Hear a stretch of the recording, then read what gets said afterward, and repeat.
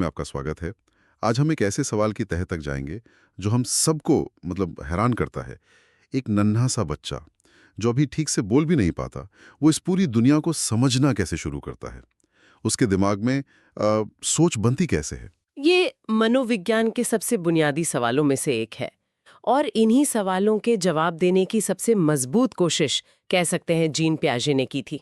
वो स्विट्जरलैंड के एक मनोवैज्ञानिक थे और उनके विचार आज भी बाल मनोविज्ञान की बुनियाद माने जाते हैं। हाँ, और दिलचस्प बात यह है कि उन्होंने कोई बड़ी-बड़ी प्रयोगशालाएं नहीं बनाई। नहीं, बिल्कुल नहीं। उन्होंने तो अपने ही 3 बच्चों को देखकर उनके साथ खेलते हुए अपने कई क्रांतिकारी सिद्धांत दिए। और उनका सबसे पहला और शायद सबसे बड़ा विचार अपने आप में एक क्रांति था।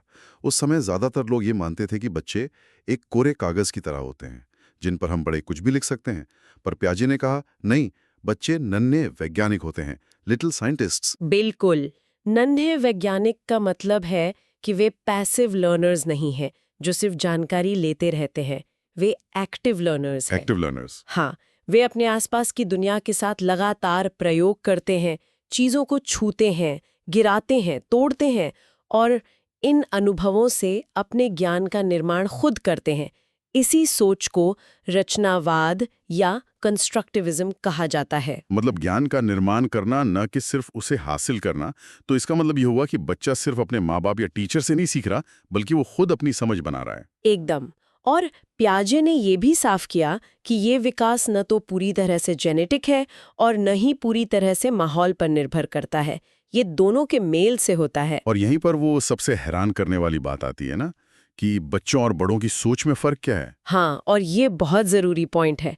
पियाजे ने कहा कि एक बच्चे और एक बड़े की सोच की मात्रा यानी क्वांटिटी में फर्क नहीं होता, बल्कि उनकी सोच के प्रकार क्वालिटी या टाइप में फर्क होता है। इसका मतलब ये नहीं कि बच्चे कम सोचते हैं। नहीं, बिल्कुल नहीं। इसका मतलब है कि उनका सोचने का तरीका, उनका लॉजिक हमसे बिल्कुल अलग होता है। वे एक अलग ही दुनिया में जी रहे होते हैं। तो ये बात तो साफ है कि बच्चों का सोचने का तरीका हमसे अलग है, लेकिन ये सोच बनती कैसे है? उनके दिमाग में जानकारी व्यवस्थित कैसे होती है? यहीं पर पियाजे का एक बहुत मजबूत आइडिया आता है, स्कीमा। स्कीमा सुनने में थोड़ा भारी शब्द लगता है, पर इसका मतलब बहुत आसान है। आप इसे दिमाग में जानकारी के छोटे छोटे पैकेट या कह लीजिए फोल्डर्स समझ सकते हैं। फोल्डर्स? हाँ, हमारे दिमाग में हर चीज के लिए एक स्कीमा होता है। कुत्ता कैसा होता है, इसका एक स्कीमा। गाड़ी कैसी होती है, इसका एक स्कीमा। अच्छा, जैसे हम अपनी अलमारी में कपड़े जमाते हैं, यहाँ शर्ट रहेंगी, यहाँ पैंट, यहाँ जुराबें, ताकि जरूरत पड़ने पर सही चीज मिल जाए। बिल्कुल वही बात है। दिमाग भी ठीक वैसे ही जानकारी को अलग अलग स्कीमा में व्यवस्थित करता है ताकि दुनिया को समझने में आसानी हो। और ये स्कीमा कोई पत्थर की लकीर नहीं होते। मतलब ये बदलते रहते हैं। हाँ, जैसे जैसे बच्चे को नए अनुभव मिलते हैं, ये स्कीमा बदलते रहते हैं, अपडेट होते रहते हैं और ज्यादा जटिल होते जाते हैं। अच्छा, तो दिमाग में जानकारी के ये फोल्डर यानी स्कीमा तो हैं। अब सवाल यह है कि हम नई जानकारी को इन फोल्डरों में डालते कैसे हैं? क्या हर नई चीज पुराने फोल्डर में आराम से फिट हो जाती है? नहीं, और यहीं पर सीखने की असली प्रक्रिया शुरू होती है, जिसे पियाजे ने अनुकूलन या अडेप्टेशन कहा है। अनुकूलन? इसका सीधा सा मतलब है अपने माहौल के साथ तालमेल बिठाना।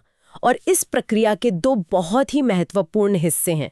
पहला है आत्मसातकरण, एसिमिलेशन। आत्मसातकरण यानी अपने अंदर समा लेना, कुछ वैसा? हाँ, बिल्कुल। जब हमें कोई नई जानकारी मिलती है जो हमारे पुराने स्कीमा या फोल्डर से मेल खाती है, तो हम उसे आसानी से उसी में जोड़ लेते हैं। जैसे एक बच्चे ने एक काला कुत्ता देखा है और उसके दिमाग में कुत्ता का एक स्कीमा बन गया है। 4 पैर, 1 पूंछ, भौं भौं करता है। ठीक है। अब वो पहली बार एक सफेद कुत्ते को देखता है, वो भी वैसा ही है, तो बच्चा उसे भी अपने पुराने कुत्ता वाले स्कीमा में फिट कर लेता है। ये हुआ असिमिलेशन। ठीक है, ये तो आसान था जी। लेकिन तब क्या होता है जब कोई ऐसी नई चीज दिखे जो पुराने फोल्डर में फिट ही ना हो? मान लीजिए उसी बच्चे ने अब एक बिल्ली देख ली, उसके भी 4 पैर और 1 पूंछ हैं, पर वो भौंकने के बजाय म्याऊं करती है। अब तो दिमागी संतुलन बिगड़ गया। और यहीं पर सीखने का दूसरा और ज्यादा महत्वपूर्ण हिस्सा आता है, समायोजन, अकोमोडेशन। समायोजन? हाँ, जब नई जानकारी पुराने स्कीमा में फिट नहीं होती तो हमें अपनी पुरानी सोच या स्कीमा को बदलना पड़ता है, उसमें सुधार करना पड़ता है, या फिर एक बिल्कुल नया स्कीमा बनाना पड़ता है। मतलब बच्चे को समझना पड़ेगा कि हर 4 पैरों वाला जानवर कुत्ता नहीं होता, उसे बिल्ली नाम का एक नया फोल्डर बनाना पड़ेगा। एकदम। और ये बहुत जरूरी बात है। अगर बच्चा सिर्फ पुरानी जानकारी में कुछ जोड़ रहा है तो वो असिमिलेशन है, लेकिन अगर उसे कुछ नया समझने के लिए अपनी पूरी सोच ही बदलनी पड़ रही है, उसे मॉडिफाई करना पड़ रहा है, तो वो अकोमोडेशन है। यही असली सीखना है। यही असली सीखना है, यही दिमागी विकास है। और इन दोनों के बीच तालमेल बिठाने की जो प्रक्रिया है, उसे ही संतुलन या इक्विलिब्रेशन कहते हैं। अच्छा, तो सीखना एक तरह की दिमागी कसरत है। अब एक और बड़ा सवाल जिस पर हमेशा बहस चलती है, विचार और भाषा, पहले क्या आता है? पियाजे का इस पर बहुत ही स्पष्ट नजरिया था। उनके अनुसार विचार पहले आते हैं और भाषा बाद में। विचार पहले? हाँ, बच्चा पहले दुनिया को अपने अनुभवों से समझता है, अपने दिमाग में कॉन्सेप्ट बनाता है और फिर उन कॉन्सेप्ट को नाम देने के लिए भाषा सीखता है। उनके लिए भाषा विचारों को व्यक्त करने का एक जरिया मात्र थी, और ये बात उन्हें एक और बड़े मनोवैज्ञानिक लेव वाइगोत्स्की से बिल्कुल अलग खड़ा करती है। हाँ, वाइगोत्स्की भाषा और समाज को बहुत ज्यादा महत्व देते थे। ये मनोविज्ञान की क्लासिक बहस है। तो पियाजे ने विकास के 4 मुख्य तत्व बताए थे, है ना? जी। पहला परिपक्वता मतलब मैचुरेशन, जो उम्र के साथ होता है। दूसरा अनुभव यानी एक्सपीरियंस। तीसरा सामाजिक अंतःक्रिया सोशल इंटरैक्शन। और चौथा संतुलन, जिसकी बात हमने अभी की। ये सब तो ठीक है, लेकिन ये विकास होता कैसे है? क्या ये एक सीधी रेखा में होता है या इसमें कोई पड़ाव आते हैं? मुझे लगता है उनकी 4 अवस्थाओं वाला सिद्धांत यहीं पर आता है। बिल्कुल। पियाजे के सिद्धांत का सबसे प्रसिद्ध हिस्सा यही है। उन्होंने कहा कि बच्चों का संज्ञानात्मक विकास 4 अलग-अलग अवस्थाओं में होता है और हर अवस्था में बच्चे के सोचने का तरीका गुणात्मक रूप से बदल जाता है। चलिए तो पहली अवस्था से शुरू करते हैं। पहली अवस्था है संवेदी पेशी अवस्था यानी सेंसोरी मोटर स्टेज। ये जन्म से लेकर 2 साल तक चलती है। नाम से ही लग रहा है कि इसका लेना देना सेंसेस यानी इंद्रियों से है। एकदम। इस उम्र में बच्चा अपनी इंद्रियों और अपनी शारीरिक गतिविधियों मतलब मोटर स्किल्स से ही दुनिया को समझता है।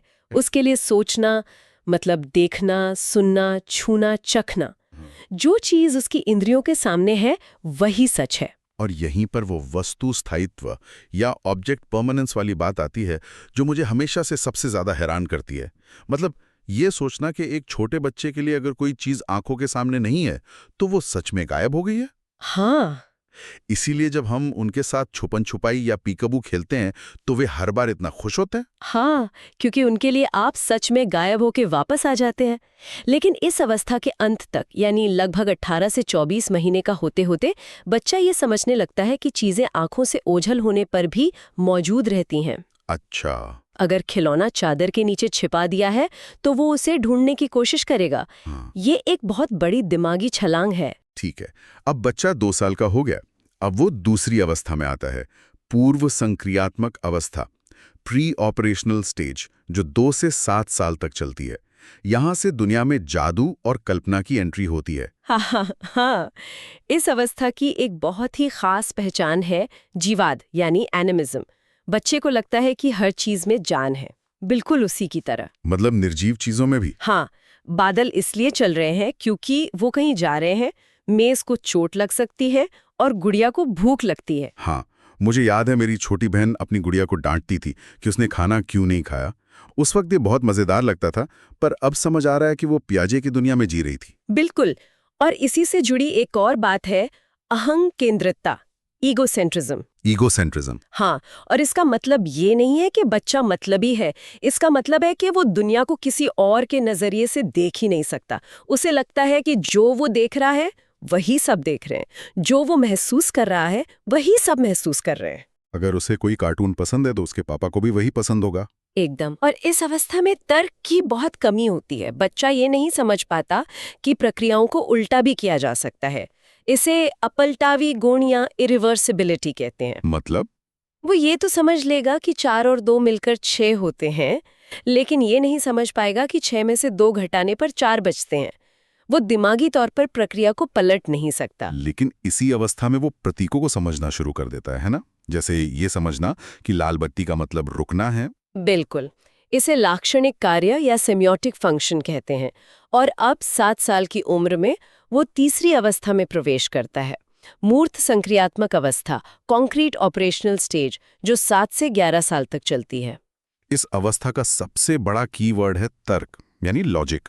अब बच्चा जादू टोने की दुनिया से निकलकर तर्क की दुनिया में आ जाता है, पर इसमें एक शर्त है। शर्त यह है कि उसका तर्क सिर्फ मूर्त यानी ठोस चीजों पर ही काम करता है, जिन्हें वो देख सकता है, छू सकता है या अनुभव कर सकता है। अच्छा। पिछली अवस्था की जो कमियां थीं वो अब दूर होने लगती हैं, जैसे अब उसमें संरक्षण या कंजर्वेशन का गुण आ जाता है। हाँ, तो ये वो उम्र है जब आप एक चौड़े गिलास का पानी एक पतले लंबे गिलास में डालकर बच्चे को बेवकूफ नहीं बना सकते कि पानी ज्यादा हो गया है। हाँ, सही पकड़ा। वो समझ जाता है कि बर्तन का आकार बदलने से मात्रा नहीं बदलती। अब वो चीजों को क्रम में लगाना भी सीख जाता है, जैसे डंडियों को छोटे से बड़े के क्रम में लगाना। इसे क्रमबद्धता या सीरिएशन कहते हैं। और उसका अपलटावी गुण यानी रिवर्सिबिलिटी में बदल जाता है। वो समझने लगता है कि बर्फ पानी बन सकती है और पानी वापस बर्फ बन सकता है। एकदम। और वो अब एक ही समस्या के कई पहलुओं पर एक साथ सोच सकता है, जिसे विकेंद्रीकरण या डिसेंटरिंग कहते हैं। लेकिन जैसा आपने कहा, ये सारा लॉजिक सिर्फ उन चीजों पर काम करता है जो उसके सामने है।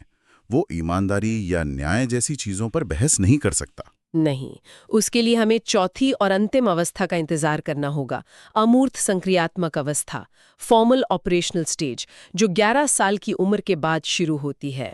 अमूर्त यानी एब्स्ट्रैक्ट, मतलब वो चीजें जो सामने नहीं हैं, जिन्हें हम छू नहीं सकते। हाँ, अब किशोर की सोच में एक और क्रांतिकारी बदलाव आता है। वो अब सिर्फ सामने रखी चीजों के बारे में नहीं, बल्कि विचारों, सिद्धांतों और संभावनाओं के बारे में भी सोच सकता है। जैसे स्वतंत्रता क्या है, न्याय क्या है। बिल्कुल, इन सब पर अब वो सोच सकता है, बहस कर सकता है। उसकी सोच वैज्ञानिक हो जाती है। तो अब वो अगर मगर वाली दुनिया में आ जाता है। अगर ऐसा हुआ तो क्या होगा, इस तरह के परिकल्पनात्मक चिंतन यानी हाइपोथेटिकल रीजनिंग की क्षमता उसमें आ जाती है। हाँ, और यही तो वैज्ञानिक सोच की बुनियाद है। और इसी उम्र में किशोरों में एक और दिलचस्प चीज देखी जाती है, काल्पनिक दर्शक, इमेजिनरी ऑडियंस। काल्पनिक दर्शक। उन्हें लगता है कि सब लोग उन्हीं को देख रहे हैं, उन्हीं के बारे में बात कर रहे हैं, उन्हें जज कर रहे हैं। उनका एक छोटा सा पिंपल भी उन्हें दुनिया की सबसे बड़ी समस्या लगता है। हाँ, ये तो होता है। ये भी उनके अमूर्त चिंतन का ही एक हिस्सा है। तो कुल मिलाकर इस अवस्था में आकर समस्या समाधान और निगमनात्मक तर्क जैसे उच्च स्तरीय दिमागी कौशल पूरी तरह विकसित हो जाते हैं।